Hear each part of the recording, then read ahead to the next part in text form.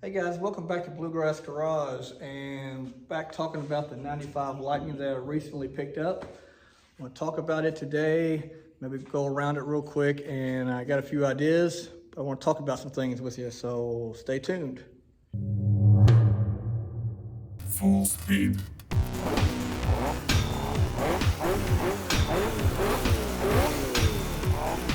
Burnout. Okay, so thanks for being here with you. I want to talk to you about something that affects a lot of car guys, I believe. I know it affects me, and let's talk about the truck real quick first, and then I want to tell you what's on my mind. Let me know if you agree with me or not, but let's talk about the truck real quick. So if you recall, this is a 1995 F-150 Lightning. I picked it up. Ironically, it was about 45 minutes from my house. I'm not gonna say I've been looking for one for a long time, but I've always wanted one. And I'm browsing Facebook Marketplace like we all do, and bam, just popped up and went and looked at it and kind of had to have it. Now, it's not perfect. So real quickly, obviously, as you can see, it definitely needs paint. It's got the 351 V8, has the different heads and intake and all this stuff, it's what makes it a Lightning. This car has 150,000 miles on it, I believe, so it looks like a 150,000 mile vehicle. It's 30 years old, so it's definitely, not new and pristine and mint. Dirt, grease and stuff underneath the hood and all that. So it's definitely a used vehicle. It's dirty, it's been sitting for a while. Gotta love the Ford decal. Does have the factory wheels, which is awesome. Walk around here, like I said, it needs paint. The bed's obviously been used. Has a little bit of rust over the wheel well, so it's definitely a in need of restoration vehicle. But it is a real F-150 Lightning. First generation, which, I like the first generation better personally, even though the second generation obviously is faster and, all that. But interior, it's dirty. Carpet could use a massive cleaning, but it's all here, needs a headliner, got the factory seats. So it is a Lightning. Now, let's talk about what I want to talk about. Now picture this. You're driving through some old small town or back roads or backwoods, whatever, little small community. You see all these little garages or cars covered up, and inevitably what you always see is an old car, an old truck, whatever, either sitting in a barn, sitting in someone's yard, either covered up or just slowly deteriorating, sitting out, in their yard or behind their building or whatever. And, for years, you always wondered, growing up, always wondered, why do these people have, sometimes more than one, all these old cars, and they're just sitting there rotting away. And the more I grew up and started getting into restoring cars or just liking old cars, I started realizing that, it's a little bit of an addiction, probably, collecting old cars. But I think more importantly is people have these dreams and they never can get them to completion. And Winston Churchill famously said, "Perfection is the enemy of progress." It's also kind of, there's been different variations. Perfection is the thief of joy. Perfection is the enemy of good. All these things mean the same thing. And what that is to me is, you see a car like this or a truck like this. Yeah, and it obviously needs things to be perfect. But what does it need to just drive it and enjoy it? And I've been watching a lot of Vice Grip Garage lately on YouTube and on, I think, Cinemax or HBO or whatever. I don't know, whatever it's on.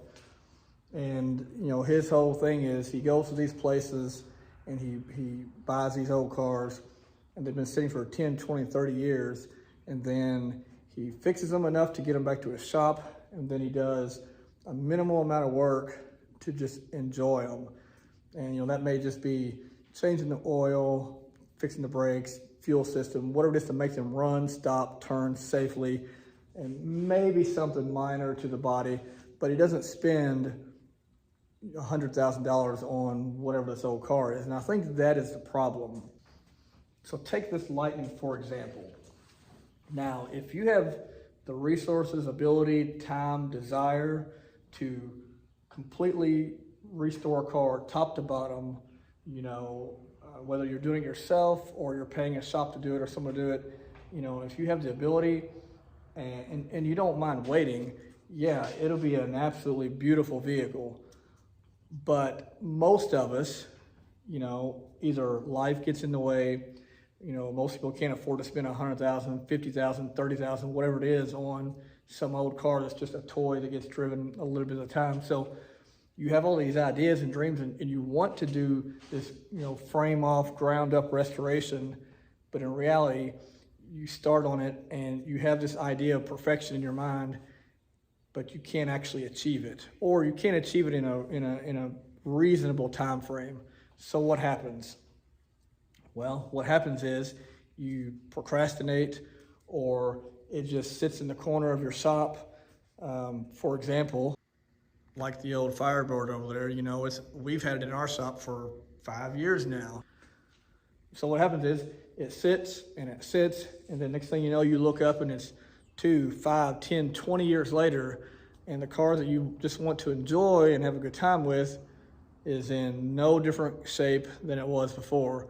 So then you look at it and say, well, now I've got, whether it be $5,000 or $20,000 or whatever the number is in this old car that's just been sitting for all these years, and either it just rots away in your driveway, in your garage, or you end up just selling it. So this is what happened with the last 2 Mustangs I had, the white Fox body, triple white feature car, and the convertible New Edge.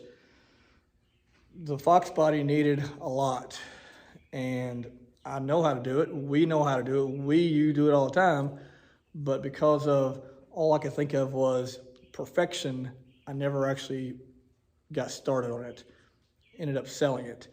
The silver New Edge convertible, it was a fun car to drive. New Edges aren't my favorite, but I realized that silver Mustangs, other than Eleanor, aren't my favorite. So again, it wasn't perfect. It's got to go. And if you think about it, I like car shows, and we all go to car shows and cruise-ins and whatnot. And anytime, at least for me, when I roll up to one and you see 50 cars, yeah, sure, if there's a 6-figure build that is absolutely beautiful and perfect, first of all, if it's a 6-figure build, it's probably not driven to this local car show anyway. Maybe some bigger ones, but you're cruising at the Sonic or whatever, you're probably not going to see that car. But what you will see is some guy who has a 69 Camaro or a 72 Duster, I don't even know, whatever, and maybe they had it for 10 years and it runs and it drives, and it may have a little bit of rust on the quarter, and it may have a spot on the carpet, and it may leak just a drop of oil here and there, but you know what? They're out driving it, they got their kids in the car, they're making memories, they're having a good time with something that, yeah, it's not going to be a magazine show, show winner. It might not even win any trophies, but who cares? They're having a good time. So I think that's what I want to do with this truck. Yes, I want to paint it. Yes, I want to rebuild the engine, transmission. I want to take the cab off, the bed off, fix any rust, fix, suspension work. I want to do all these things, but I don't want that to be the first step. Especially since right now this is my only project that of mine personally I have going, at least car related. So anyway, that's what we're going to do. So the next video you see is going to be basic maintenance work done, and we're going to be out driving this truck on the road and having a blast, maybe even at a cruise in, and no worries at all. And then maybe this winter we may take it apart and go crazy with it, but right now we're going to enjoy this truck. Hopefully these words inspire you. I know thinking about this inspired me, and let's get out there. Let's enjoy these old cars and keep them on the road. All right, guys. Till next time, thanks a lot.